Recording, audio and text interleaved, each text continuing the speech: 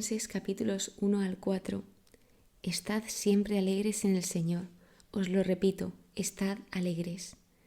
Según la Real Academia de la Lengua Española, la alegría es el sentimiento grato y vivo que suele manifestarse con signos exteriores.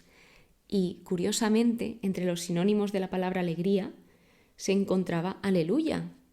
Que aleluya vimos en Salmos y aprendimos que alelu viene de alabad y ya a Yahvé, que es alabada al Señor. Y yéndome a la definición de aleluya en la RAE, indica, en la liturgia cristiana, canto de alegría, compuesto en torno a la palabra aleluya, que se entona especialmente en tiempo de Pascua. Es decir, que la aleluya es un canto alegre, o sea, la alabada al Señor significa esa alegría. Luego también, otra de las definiciones de aleluya en la RAE es noticia que alegra. Cuando, por ejemplo, por fin sucede algo o cuando te dan exactamente lo que dicen, esa noticia que te alegra, dices, aleluya, por fin, de esa alegría de que por fin ha pasado esto.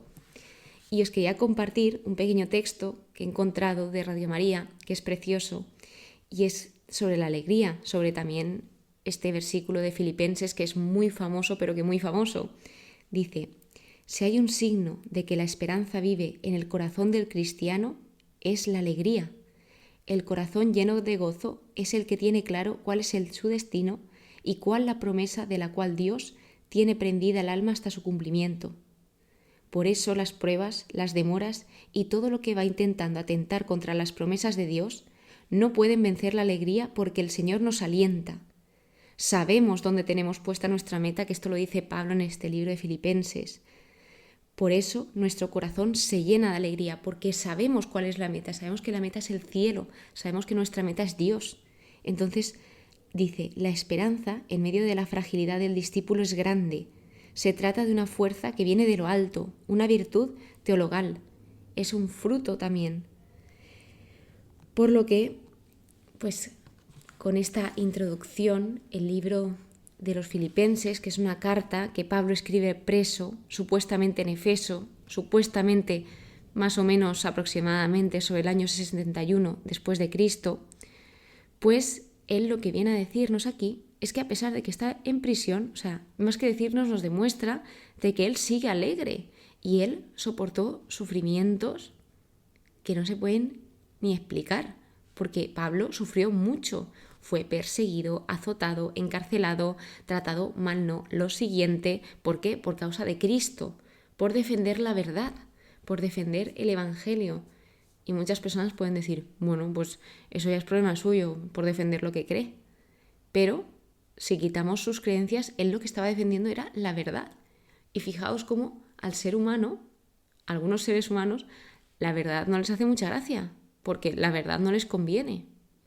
Entonces, pues vemos cómo Pablo también es un ejemplo, entre otras muchísimas cosas, de valentía, de a pesar de todo lo que le está pasando, se podría callar para no sufrir más, pero él seguía defendiendo esa verdad y compartiendo a Cristo, porque él se había sentido amado, se sentía también, había sido salvado en ese encuentro con Cristo, que le cambió la vida, o sea, que pasó de ser un fariseo a un seguidor de todo corazón de Jesús. O sea, vemos como él, una vez alcanzado por Cristo, comprende que la fe le ha liberado de todas las cargas legales, que esto es algo que también Pablo intenta explicar a lo largo de todas sus cartas, que una vez viene Cristo y establece esa nueva alianza, él cumple la ley ahí por nosotros. Él muere por nosotros para que nosotros seamos liberados de esas cargas legales de la ley. Entonces, simplemente lo más bonito es que Él nos ha salvado gratuitamente. O sea, nosotros no podemos comprar nuestra salvación porque Él, por así decirlo, ya la ha pagado con su propia vida, con su entrega, con su amor. Bueno, pues Filipos era una importante ciudad de Macedonia y colonia romana. Y esta carta, también algunas personas la llaman la carta del gozo, porque es una carta muy bonita, es la carta de la alegría, que Pablo está muy, pero que muy feliz por ellos, está hiper, mega, ultra agradecido con ellos. Y pues los fieles de Filipos pues le muestran su tierno afecto al apóstol.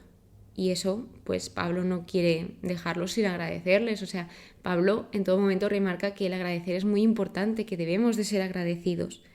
Y esto nos trae muchísimas cosas buenas a nuestra vida, el ser agradecidos con los demás. A mí me encanta cuando me levanto agradecer a Dios por el día, agradecer a Dios que estoy viva, agradecer a Dios por poder dormir en una cama, por tener sábanas, por tener una casa, por tener un sitio donde vivir, o sea, por tener una familia también, por tener mis amigos. Es que si empiezo, no acabo esa lista infinita de agradecimiento. Y es precioso, porque eso también te hace incrementar esa alegría de, jolín, es que qué bonito que lo importante y realmente necesario en la vida lo tenemos, que es el amor, el ser amados. Y aunque pues puede ser que en algún momento pues no te hayas visto amado, Jesús siempre te ha amado. De hecho, esa entrega de amor en la cruz es por ti, por mí, por toda la humanidad, porque nos amaba. Pues según el estudio de mi Biblia, dice que esta carta es el resultado de una agrupación de 3 cartas. Dice que esas 3 es al recibir los subsidios de los filipenses, luego la invitación a la unidad y perseverancia, que la unidad es algo que Pablo destaca increíblemente y en todo momento, y por último la polémica carta contra los misioneros judeocristianos.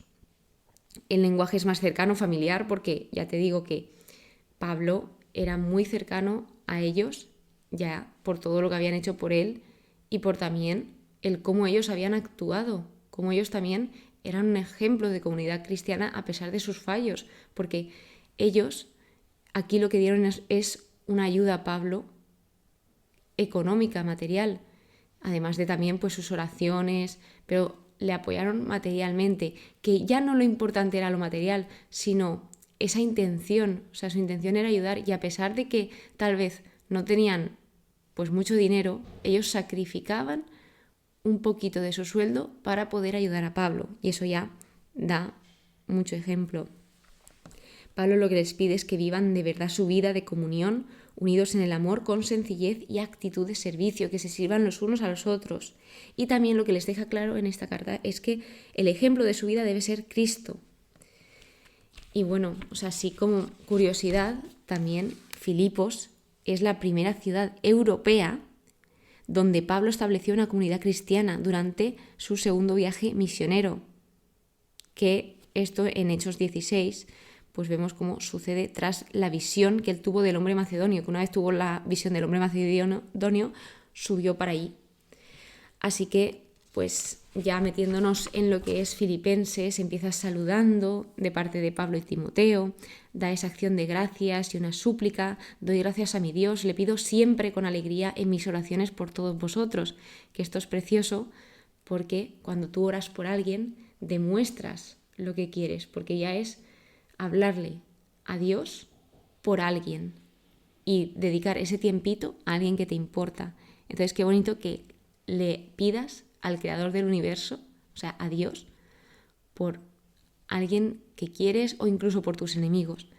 Pido en mi oración que vuestro amor crezca cada vez más en conocimiento y todo tipo de experiencia, es decir, que Pablo no quería simplemente que ellos supiesen la teoría de quién es Dios, qué ha hecho Jesús, cómo deben de ser, sino también que experimenten a Dios, que tengan también esa relación con el Señor, que experimenten esa vida cristiana. También vimos cómo los filipenses estaban entregados en extremo, o sea, apoyaron a Pablo rápidamente, es decir, que confiaron, o sea, tenían mucha confianza. Luego Pablo expresa su situación personal, dice lo que le ha sucedido, pues ese arresto y ese proceso, pero le dice, ha contribuido más bien al progreso del Evangelio, es decir, porque, si os dais cuenta, al estar preso, esto Pablo no lo vio como una dificultad o un impedimento, que va, Pablo cualquier cosa la veía una oportunidad. Entonces, él dice que esto había contribuido al progreso del Evangelio. ¿Por qué? Porque si os fijáis, cuando él está encarcelado, pues hay unos trabajadores allí en la cárcel y una serie de personas importantes también a las que luego él se tiene que presentar y presentar esos cargos o testificar, etc. Entonces él aprovechó para transmitirles a Cristo, porque ellos sabían que él estaba encarcelado a causa de Cristo. Entonces esto ya impactaba, ¿no? De cómo esta persona está aquí por causa de Cristo. O sea, que debe haber hecho Cristo para que una persona dé toda su vida por él y confíe en él como para estar encarcelado. Luego también había un poco de confusión, porque había personas que anunciaban a Cristo, pero como con resentimiento. Entonces, él lo que dice que lo importante, con hipocresía o con sinceridad, Cristo es anunciado, y esto me alegra y seguirá alegrándome. O sea, que da igual, entre comillas, el modo, sino que lo importante es que Cristo sea anunciado de una manera u otra. Y luego, pues vemos la completa entrega de Pablo. Para mí la vida es Cristo y el morir una ganancia. ¿A qué se refiere con esto? Dice que por un lado desearía partir y estar con Cristo, porque cuando morimos vamos con Cristo. Entonces, claro, él dice, hombre, morir es una ganancia porque me voy con Dios. Pero por otro, también lo que dice es que quedarme en el cuerpo es más necesario para vosotros. Me quedaré y seguiré para el progreso y gozo de vuestra fe. Es decir, que Pablo también piensa en los demás, no solo piensa en él, y ve que los demás le necesitan. Entonces, él quiere seguir viviendo para acompañarles a ellos, para estar con ellos y también para ese progreso y gozo de la fe de ellos. Porque algo importante que destaca Pablo es que él no simplemente fundaba iglesias y ya está y las dejaba ahí tiradas, sino que él quería hacer un seguimiento de la fe de las personas, que esto es muy importante. No basta solo con convertirse, sino también con ese seguimiento de la fe. Entonces esto es precioso, ese preocuparse por los demás. Lo que importa es que llevéis una conducta digna del Evangelio de Cristo.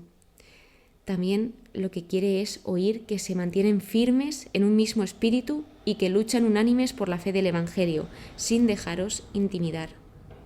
O sea, qué bonito que cosas que vemos aquí es que las personas observaban a Pablo. Todos, o sea, quieras o no quieras, te están observando a ti también. Y las personas, pues, a raíz de lo que tú haces, pues saben cómo eres y cómo no. Entonces, las personas observaban a Pablo y Pablo realmente era un ejemplo.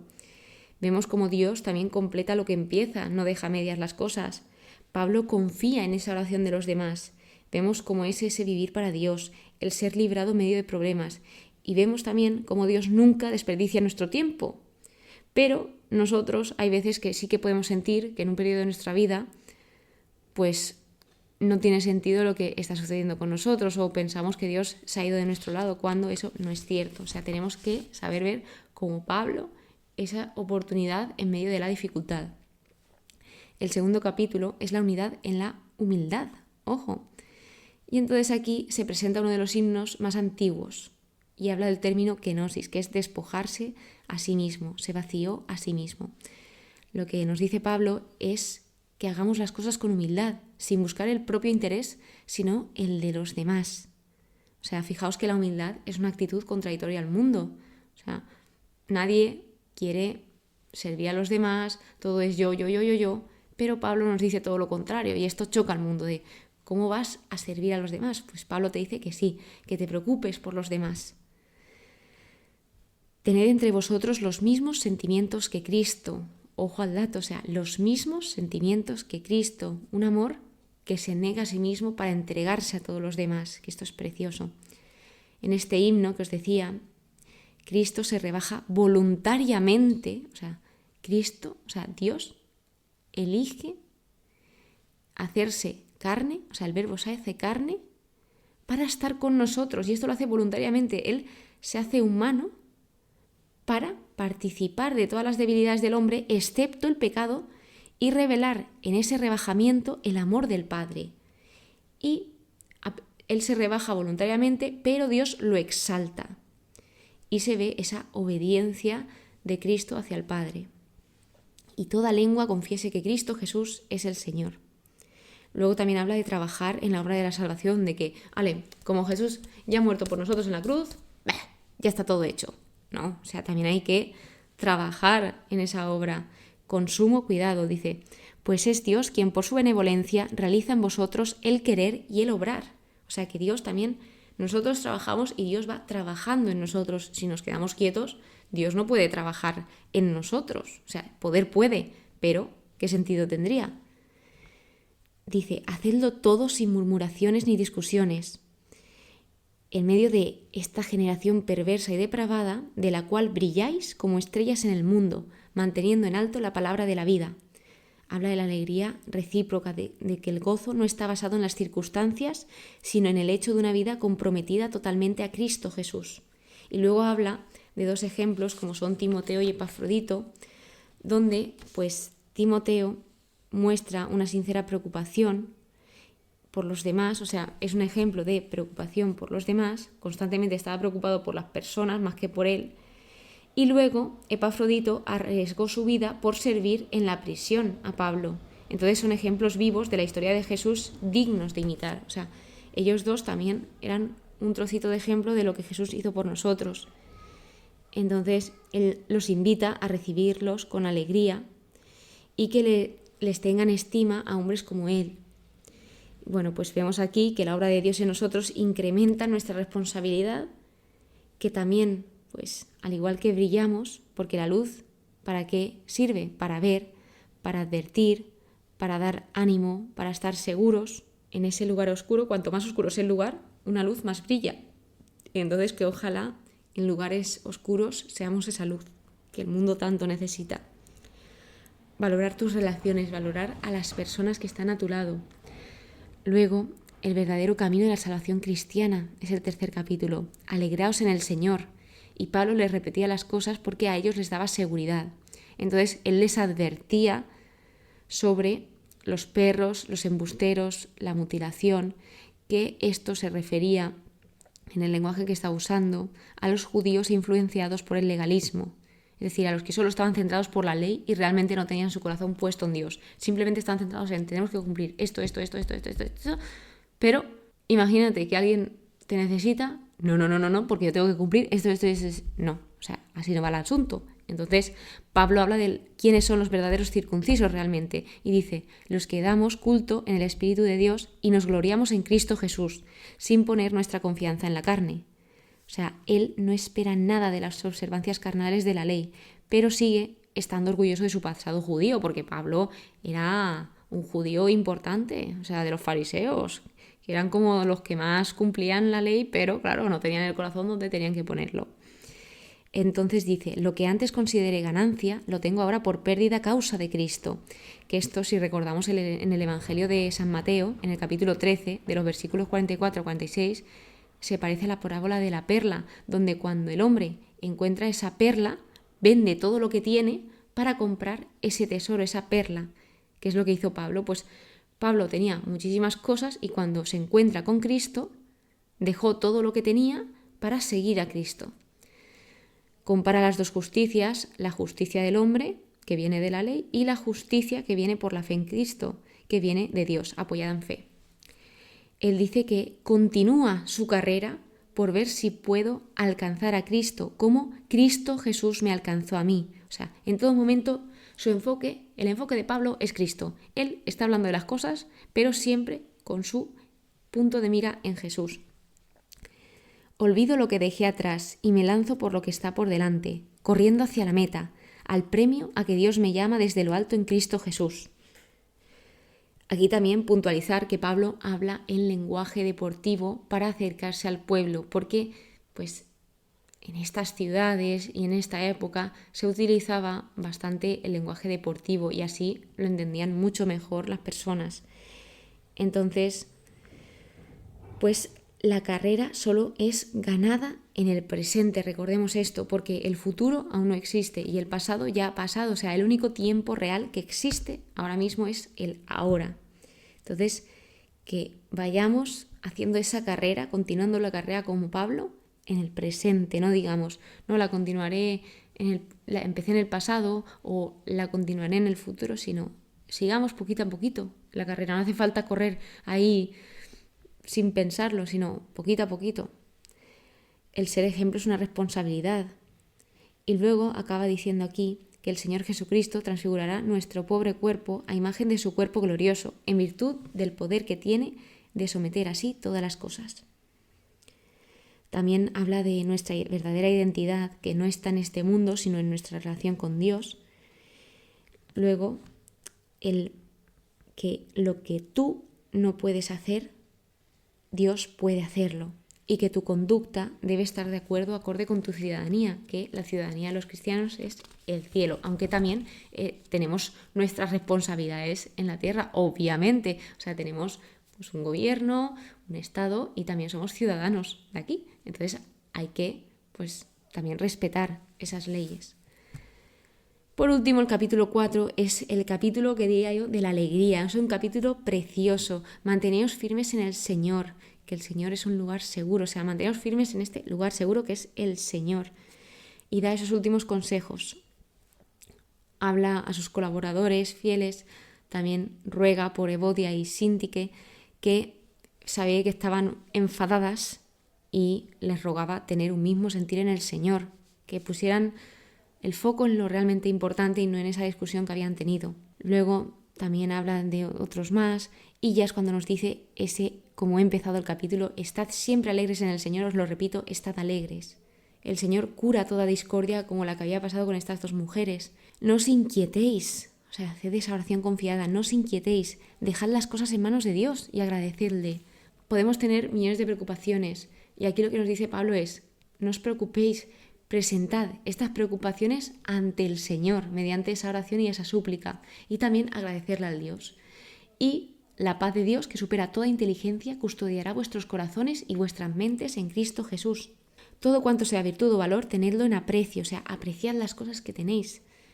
Poned por obra todo lo aprendido, recibido, oído y visto en mí, o sea, en Pablo se refiere.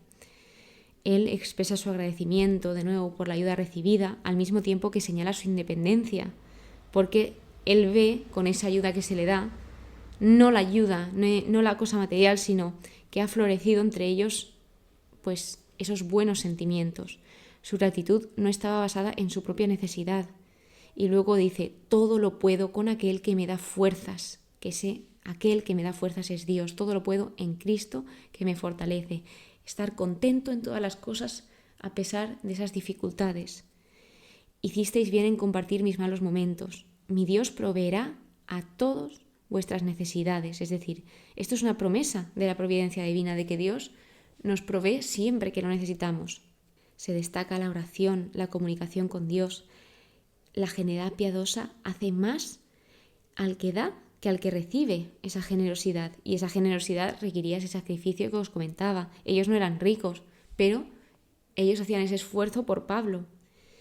Pablo estaba interesado por la abundancia del fruto realmente.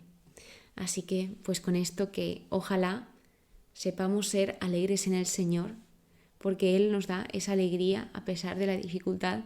Os lo conté pues en Corintios, que me acuerdo que en 2021, mi momento más duro del año, como aquí ya estaba convertida, fue el más bonito, siempre lo recuerdo así, porque sí fue tremendamente duro ese momento, pero es que fue la primera vez en mi vida que sentía que Dios me acompañaba en el sufrimiento, que no estaba sola sufriendo, sino que Dios estaba conmigo.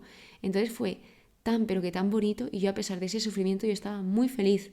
Yo decía, no estoy bien, pero pues no pasa nada en ese momento, porque aún así sigo siendo feliz porque tengo a Dios, tengo a mi familia, tengo a mis amigos. O sea, qué bonito es ser agradecidos y qué bonito esa felicidad que el Señor nos da.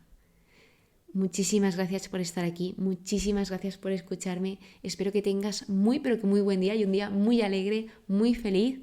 En el siguiente capítulo te espero para la conclusión y las lecciones aprendidas de este libro. Que el Señor te bendiga.